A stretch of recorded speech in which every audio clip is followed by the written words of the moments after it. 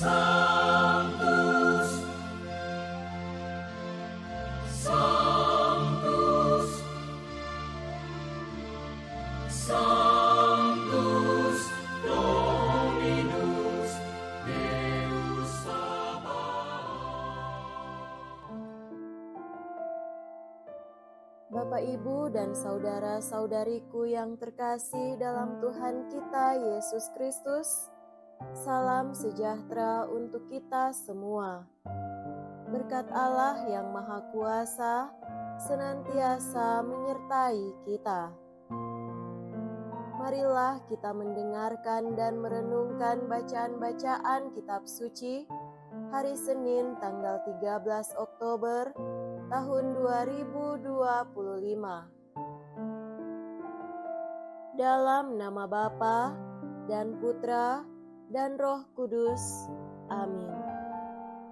Bacaan pertama dari surat Rasul Paulus kepada jemaat di Roma, bab 1 ayat 1 sampai 7.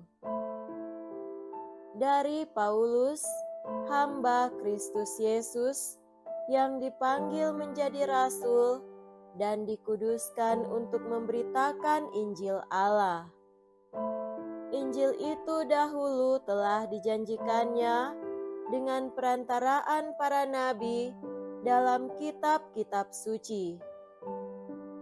Pokok isinya ialah tentang Anak Allah yang menurut daging dilahirkan dari keturunan Daud dan menurut Roh Kekudusan dinyatakan sebagai Anak Allah yang berkuasa oleh kebangkitannya dari antara orang mati. Dia itulah Yesus Kristus Tuhan kita.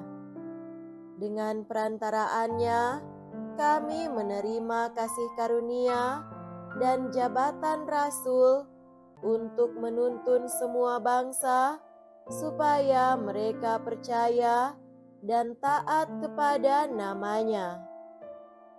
Dan kalian yang telah dipanggil menjadi milik Kristus, kalian pun termasuk di antara mereka. Kepada kalian semua yang tinggal di Roma, yang dikasihi Allah, yang dipanggil dan dijadikan orang-orang kudus, semoga kasih karunia dan damai sejahtera dari Allah Bapa kita dan dari Tuhan Yesus Kristus menyertai kalian. Demikianlah sabda Tuhan. Syukur kepada Allah.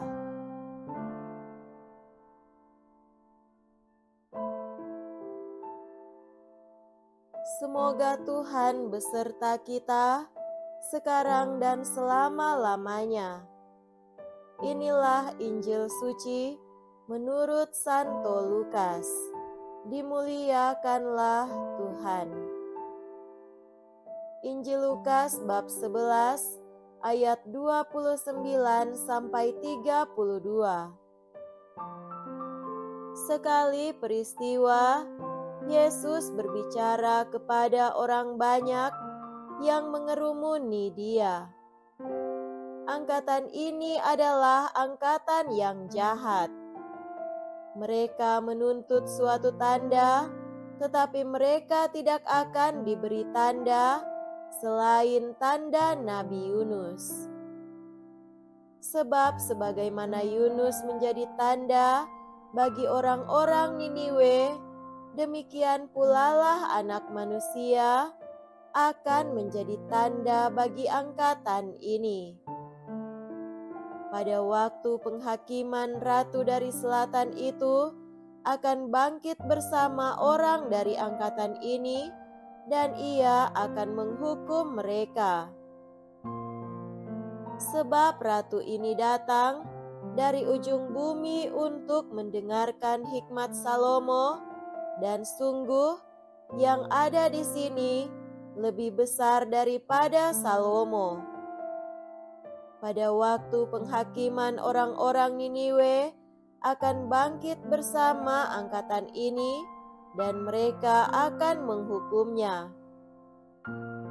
Sebab orang-orang Niniwe itu bertobat waktu mereka mendengarkan pemberitaan Yunus, dan sungguh yang ada di sini lebih besar daripada Yunus. Demikianlah sabda Tuhan.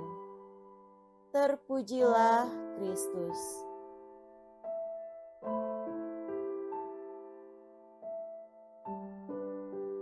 Saudara-saudariku yang terkasih dalam Tuhan kita Yesus Kristus, tema renungan kita pada hari ini adalah semua akan diselamatkan.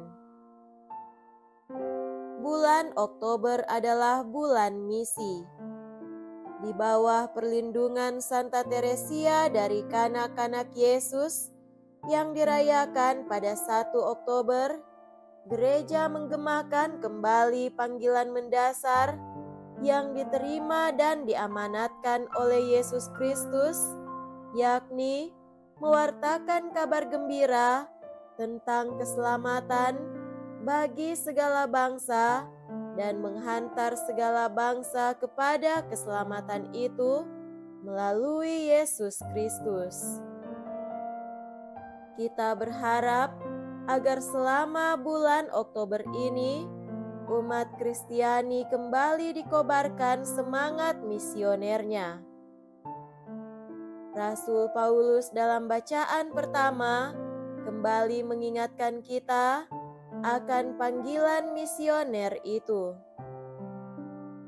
Paulus sendiri memaklumkan dirinya sebagai orang yang dipanggil menjadi rasul untuk memberitakan Injil kepada semua bangsa. Kepada jemaat di Roma, Paulus menegaskan bahwa mereka pula dipanggil untuk menjadi orang-orang kudus dengan mempercayai pewartaannya tentang Yesus Kristus. Sayang sekali bahwa berita keselamatan untuk semua orang nyatanya tidak dapat diterima dan dipercayai orang begitu saja. Yesus dalam pewartaannya tentang kerajaan Allah berhadapan dengan kendala serius, yakni kekerasan dan kebebalan hati manusia. Para pendengar Yesus menghadapi pewartaan Yesus dengan suatu tuntutan. Mereka menuntut diberi tanda agar dapat mempercayai Dia. Berhadapan dengan tuntutan seperti ini, Yesus dengan tegas mengungkapkan, angkatan ini adalah angkatan yang jahat. Mereka menghendaki suatu tanda, tetapi kepada mereka tidak akan diberi tanda selain tanda Nabi Yunus.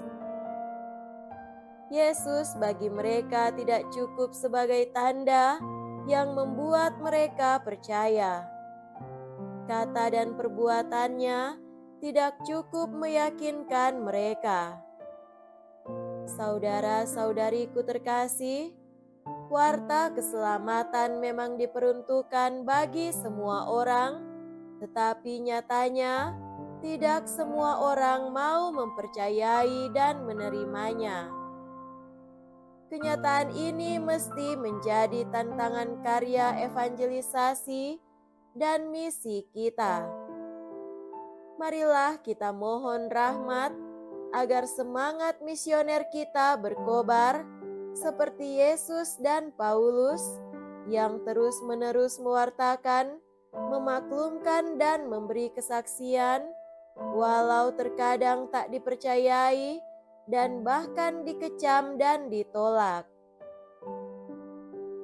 Semoga Maria, bintang evangelisasi, terus menemani dan memohonkan rahmat bagi kita untuk bertekun dalam pewartaan kabar gembira yang menyelamatkan bagi semua orang.